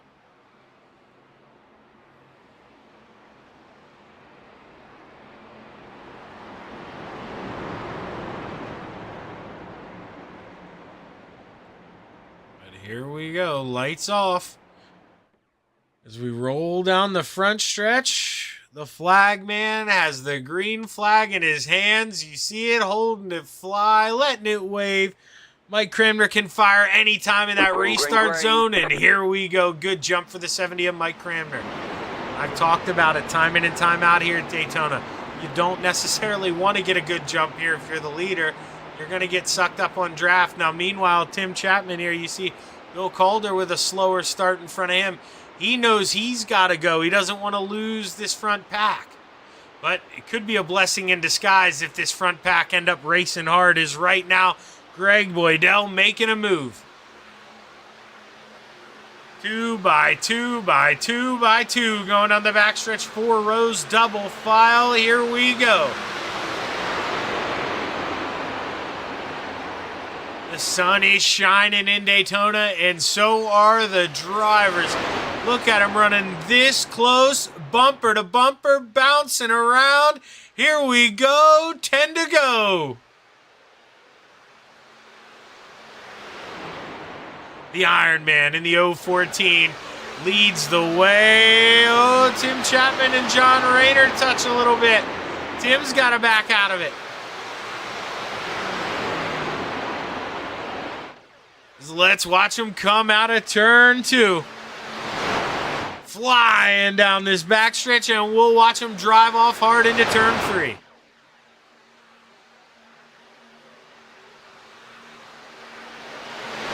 Through 3 and 4, you see the speed that they carry side by side. Guys bouncing all around.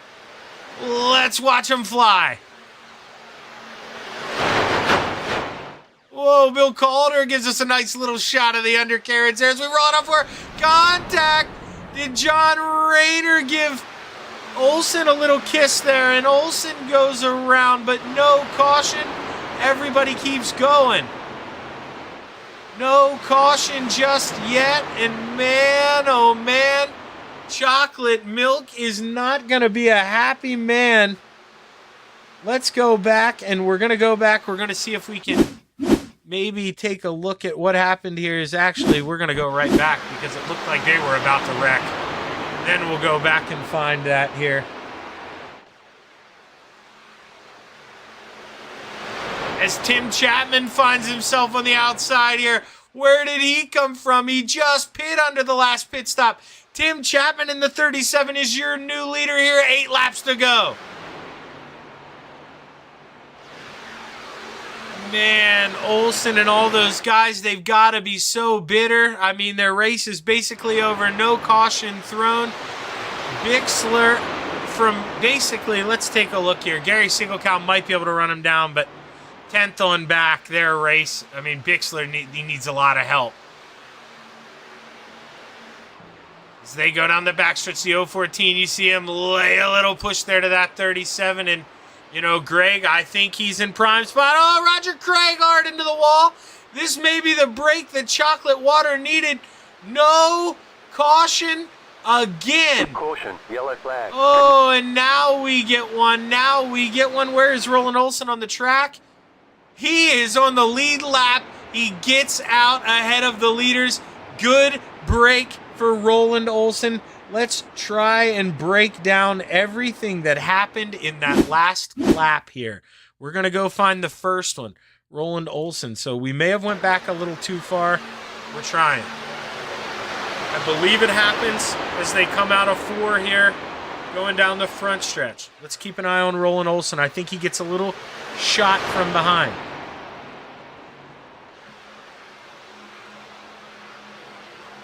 So let's take a look here. That was the worst view I could have got. That was literally the worst view I could have got there. Okay, so we're going to rewind. Thank you, giant building on the front stretch. This one's for you. And then there, I right-clicked. My apologies. Clicked out of it. So Roland, it looks like actually just gets loose. Comes down and clocks Harold Klump. Everybody saves it pretty much. And then we go, let's find what happened here with Roger Craig.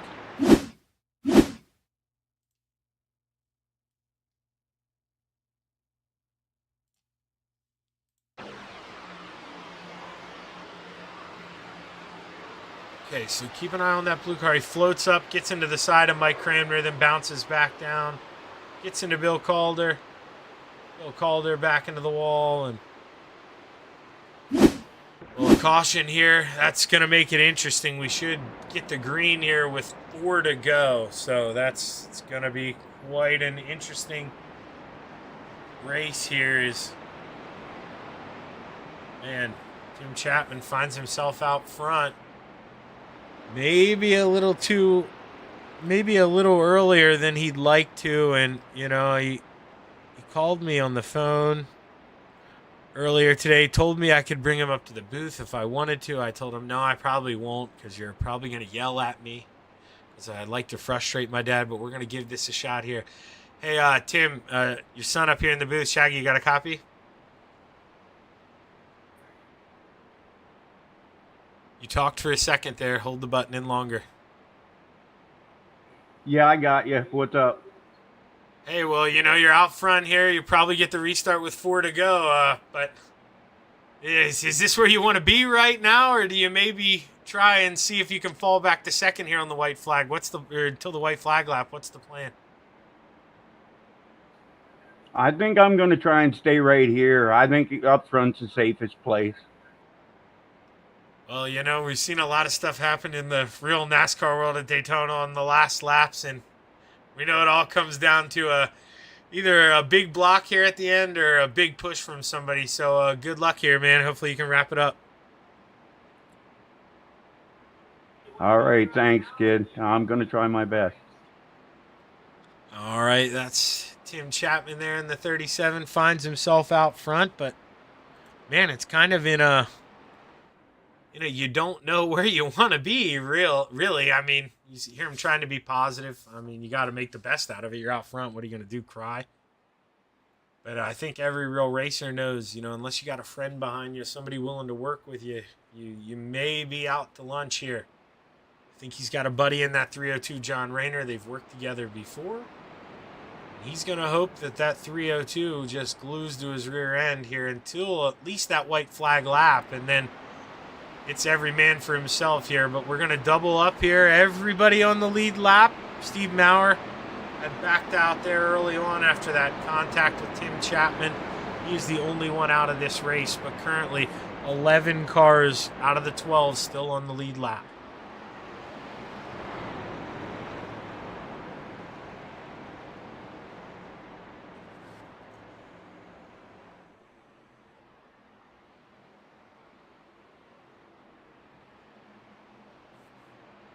That 014, you've heard me. I mean, he goes by the nickname the Iron Man. He's run the most laps, I believe, in the Coast to Coast Racing League. He knows how to put a car in victory lane, and right now finds himself on the outside of this front row here for your restart. Gotta keep an eye on Greg Boydell.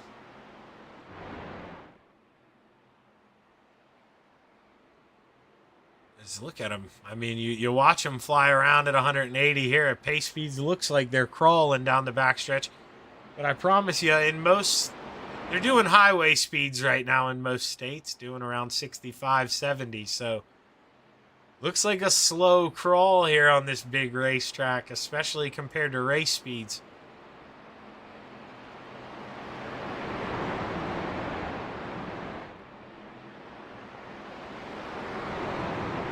Now, if you're still out there watching, if we still got your attention, let us know in that chat box who you got, who you're rooting for. As we're going to have 4 to go. If you've got anything, it's time to let the hogs loose and let them go. As the green flag is high, it's ready to fly. Tim Chapman reads us to the green flag. 4 laps to go at Daytona International Speedway. Good jump for the 37 of Tim Chapman. Maybe too good a jump as he's got to go down. He's got to give John Rayner some pull. Right now he's worried about blocking that top line, but you don't want to give them any draft. Right now your best friend is pulling up that car behind you and just letting the best 2 go at it. It's going to come down to who can push better. The 161 of Terry Landis or the 302 of John Rayner. And both of you boys, if you got it, it's time to use it as the 302 lays the wood to the 37. But right now the 161 with the advantage, giving Greg Boydell a good shove. Can't shut the door. They make a little contact into 3 and 4. Tim moves him up the track, wants what his. And right now with 3 to go, the 37 might be the leader at the line. He's worried about going up and blocking. That's going to hurt him. Greg Boydell in the 014 with a big run on the outside. He's got it right now, the 302. Oh, it looked like he was going to go low on Tim, but he fell back in line. Oh, the 37 crowding up the 161, looking to get some side draft, trying to get some big suck off the back of the 014. We're running out of time here. He gets a little loose, comes back up the track, and big wreck. Here's the 37. Goes around hard into the inside wall. It's going to be important. He wants to make that thing not be towable as he wants to be able to drive that thing back home. Going to be able to do so. Let's just rewind from here. It's a little harder with the different iRacing or asphalt to find the exact time the caution came out. So we watched it happen. We're just going to go back to it here. We're going to slow it. We're actually going to pause it. We're going to go in the aerial cam. And let's see if we can diagnose what happened. We'll watch this slowly. So Tim floats up. Kisses the side of the 161. Tries to save it and brings it back up the track. Gary Siegelcal and John Rayner with nowhere to go. And boy, oh boy, you see how quick that can happen. Mike Cramner involved. Hard into the wall. And the old gave the old commentator's curse to my old man, it looks like, as The 37 goes from first to worst here. And we're going to have a green-white checkered when we take the green flag again. So no time for any mistakes here.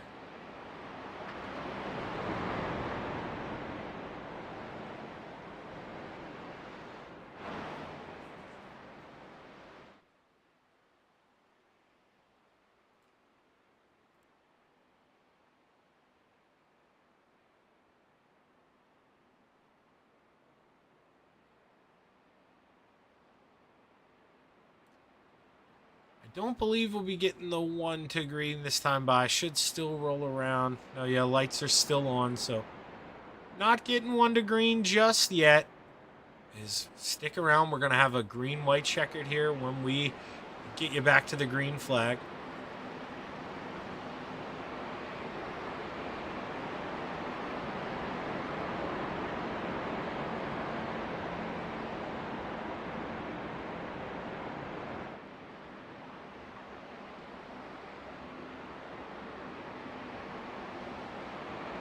So I'm kind of surprised there. I was trying to think back to 302. He definitely got collected a little bit by Tim Chapman, but maybe feels like he doesn't have enough damage to warrant coming in. You can see that left front definitely, I mean, it's damaged. I mean, Tim came in and used a quick repair. Look, that's what it's supposed to look like. This is what John Rayner's looks like. That will 100% hurt him if he pulls out a line to try to make a pass. He is going to be a fine pusher. That car is going to be A1 tip-top in line. You pull that thing out of line, and it's going to be like somebody stuck a parachute off the side of it. I mean, it really is going to hurt.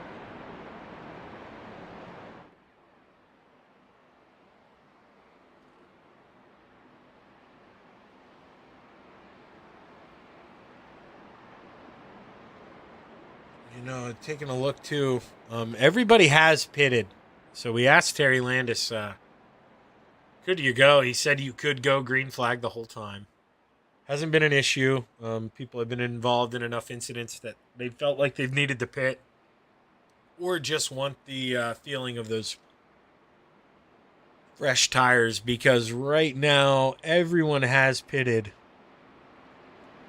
The top 4 actually all pitted on lap 12. They've been out there the longest. Steve Bixler in 5th actually pitted lap 13. So pretty much, I mean, everyone behind him were right now, Bill Calder, Tim Chapman, those guys were involved in the last accident. So that's why they've pitted on the most recent caution. And right now, you know, it's not the end of the world if you're Tim. You're really upset with yourself. You know, you were up front. But plenty of time here with 2 laps at Daytona to go try and get it back.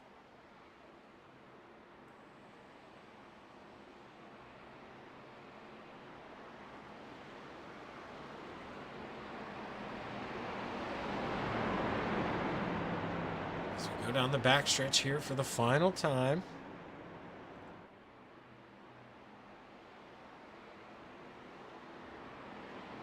Get ready for your green-white checkered here on the Coast to Coast Racing Network. This is going to be a good one, and I mean, it's Daytona. May not be the only. I think they get 2 attempts. Not sure if it's more than that. But, you know, I wouldn't be surprised if we end up using both of them here as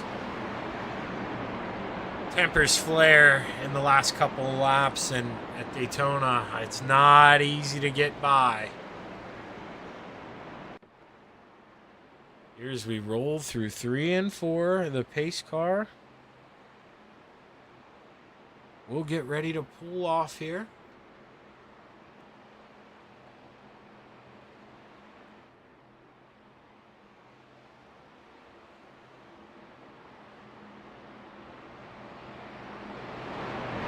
The field comes by and the green flag is set to wave here once again at Daytona International Speedway. Good jump for the 014. Oh, Tim Chapman and Mike Cramner involved right there on the restart. Crammed her into the grass on the inside, and well, man, that could be all she wrote here for the 37 and the 70 of Mike Cramner.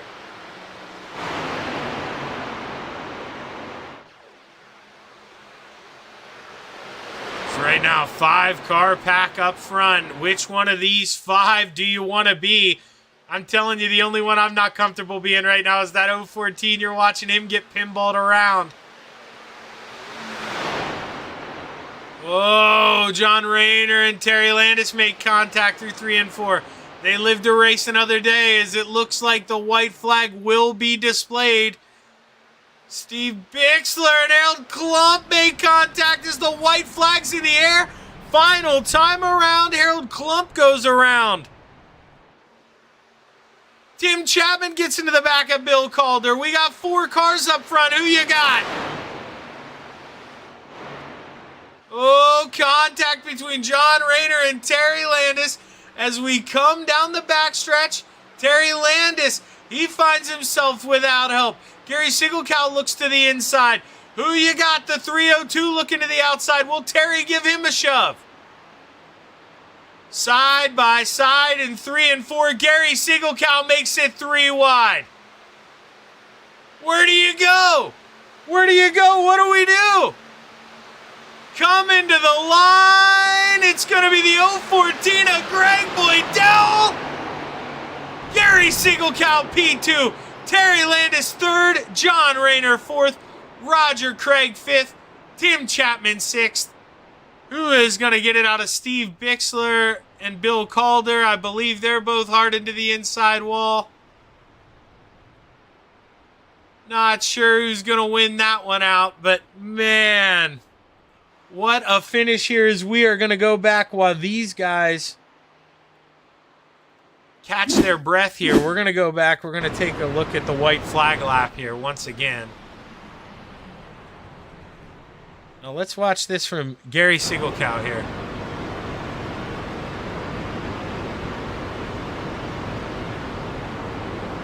So you see the 302 doing what he can to help out Greg. Pushes up the hill a little bit. Gets into Terry Landis. That hangs Terry Landis out. Terry wants to get back down. Pushes Sigelkow down. Sigelkow going down below that yellow line. No big deal, though. He was forced in my book. Now Gary looks to the middle. Makes it 3 wide. They make a little contact. No harm, no foul. Now this is where it gets fun. If not for Terry Landis helping out here,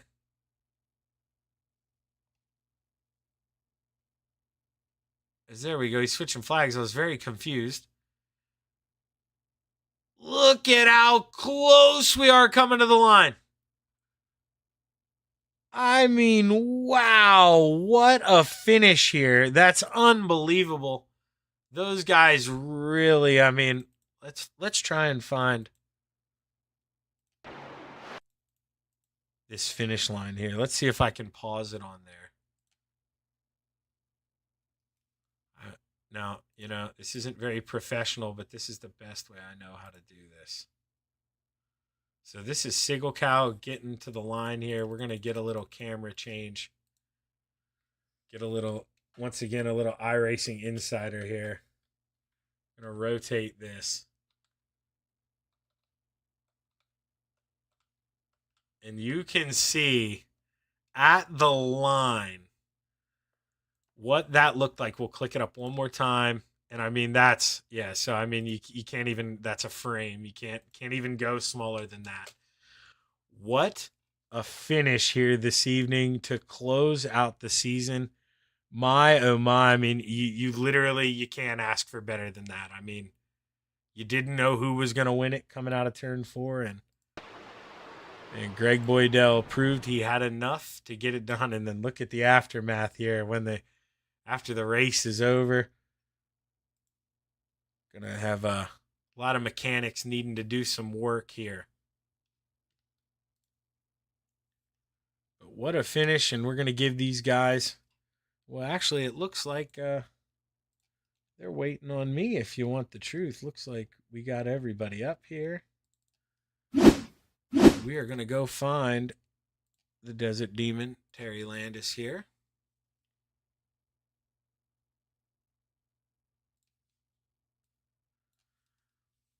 Well, Terry, it now just popped into my head. I probably should have interviewed you last. What a rookie move here, but man, congratulations, dude. Big championship. I mean, you haven't won them all this year, Terry, but let's be honest. I think there's maybe been 2 races here in the asphalt where I didn't talk to you at the end of it, and it just shows, man, consistency wins championships. I guess it's crazy. I would never thought I've done this good in the asphalt. Well, you're kicking yourself here, man. It's we're not shooting down the league here, but we know Thursday nights here. It's been kind of dim, and I've noticed you running me down here on the end of those tire runs. So Terry, you've definitely figured something out. Not much gets by me, and let's be honest, not a lot goes into this asphalt, this restrictor plate racing. But you put yourself in the right spot at the right time, and did you think about making it 4 wide there at the end to try to get a win? No, I didn't know if I could pass under the yellow line, so I didn't go under there, and I lifted, and I probably could have got second. I don't know, but I get out of it because I don't want to do that. No, man, I can't blame you. Unless you're forced down there, nobody wants to be that guy. But Terry and John and Gary, man, you guys raced hard to the end, and you worked hard for P3. Way to solidify a championship. Congratulations, man. I'm proud of you. Who you want to thank? Well, you, of course, Shaggy. Like Judy always says, you put on a great show, and you're great to watch, and you're fun to listen to. And then like to thank Mara Farm Management. Thanks. Wouldn't be for them guys, we wouldn't be racing. And Galen's Homegrown Popcorn. Put the word cart in and get your 15% off. And then Kreitz Old Track Parts. You need them sometimes. And Yoo-Hoo. And the guys back at the shop, KSR. Man, I brought it up. I always forget that you bring them up, but I told Blake last night, as many championships you guys are getting them, they're going to have to build you guys a damn trophy cabinet out there for you guys to put all your trophies in. Yeah, that'd be pretty cool, wouldn't it? Or we get our own KSR bag. Yeah, there you go, man. Well, hey, good run tonight, Terry. Looking forward to a lot more of these in the future, man. Congratulations. Thanks, Shake. Yeah, I want to give a shout out to Harold. When I was sliding through the grass there, I didn't know if I was coming up right in front of him, and I don't know if he lifted or not, but if he did, I appreciate it. But without that, I probably wouldn't have finished. Well, sometimes you need somebody to play nice guy. Now you owe Harold one, right? You got to. Oh yeah, for sure. Yep, me and Harold go back from the beginning almost. Well, great run tonight, Terry. Way to cap off the season, man. Good job. Man, I want to thank the admins too. They do a heck of a job. Yeah, couldn't do it without them. Guys like Jack Hitt, Barker, Craig, couldn't do it without them. That's for sure, man. A lot goes into that, and they deal with a lot of BS. So. Heck yeah, and they take away time from their family and stuff. I appreciate what they do. Well, good run tonight, Terry, man. It was fun finish to watch there. Looking forward to next season, seeing if you can back it up. Well, we'll try. We'll do another ship. All right, bro. Well, that's your points winner, the Desert Demon, Terry Landis.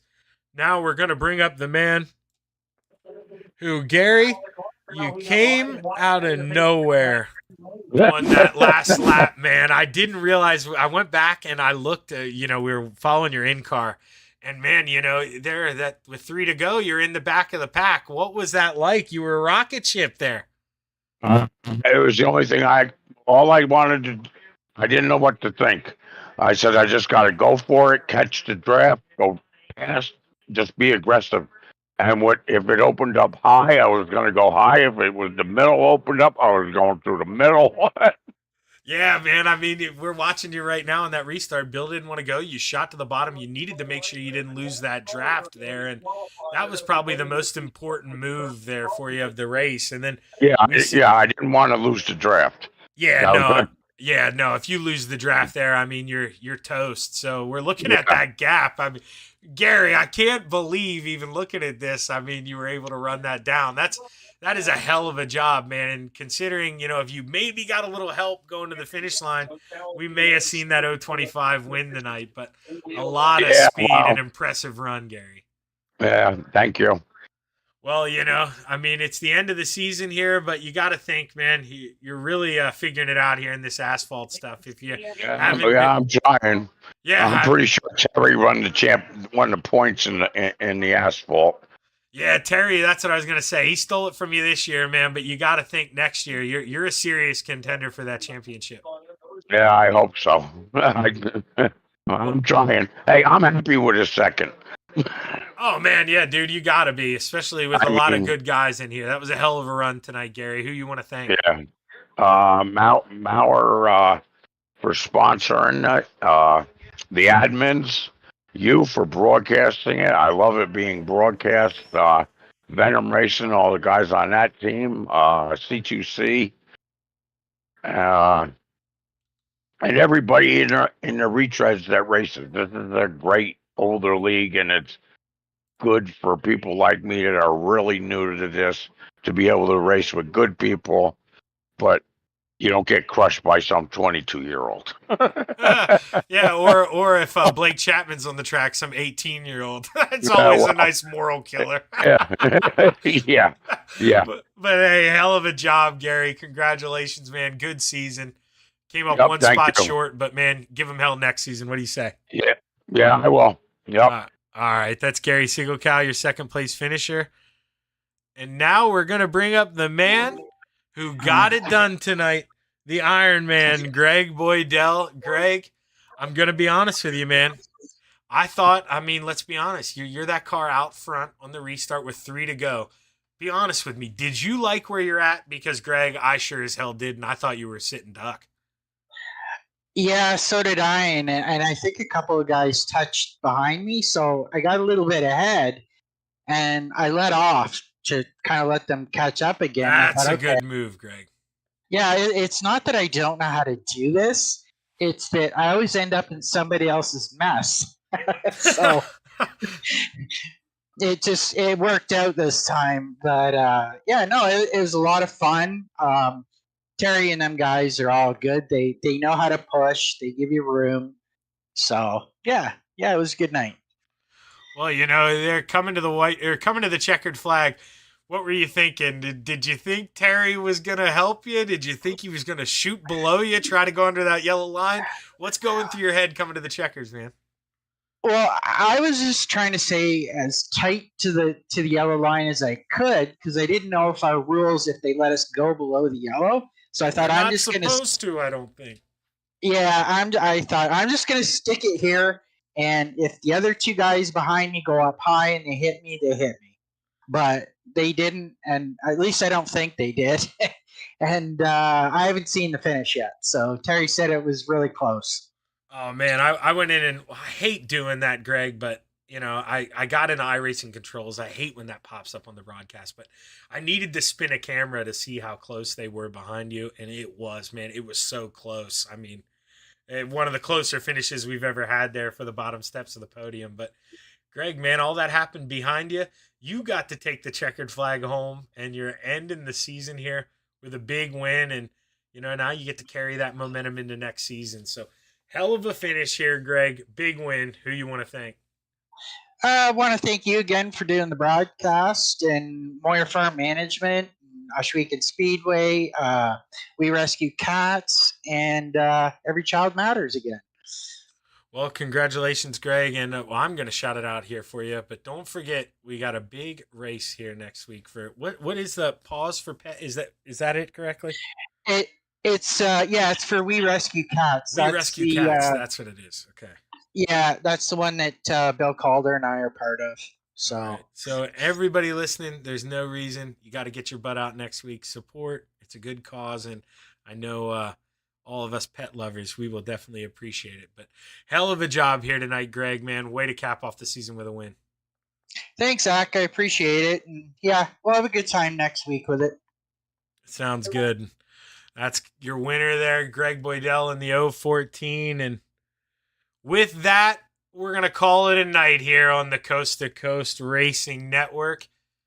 Old Timers Tuesday. It was so much fun bringing that to you guys this season, and I can't wait to do it again next season. I got the word. I am back for next year. It is going to be a lot of fun, and make sure you don't miss an event here. Is guys like Roland Olson, Greg Boydell, Gary Siegelkauf, they can make sure to show up for every race. They're going to be in this points battle next year. And I mean, let's be real. None of us are getting younger. We're only going to add more drivers to this. So, you know, if you got a dad out there who's thinking about hopping on the sim, an uncle, you know, I mean, Dan runs on his son's account, Blake. There's no reason you can't do that. I mean, we don't want you pulling any BS and, you know, running yourself and just having fun out there dominating. This is a league to get people experience and, you know, just to have a place to relax and go deal with friends. And you see, I mean, you heard Roland and Terry joking with each other in Discord during the race.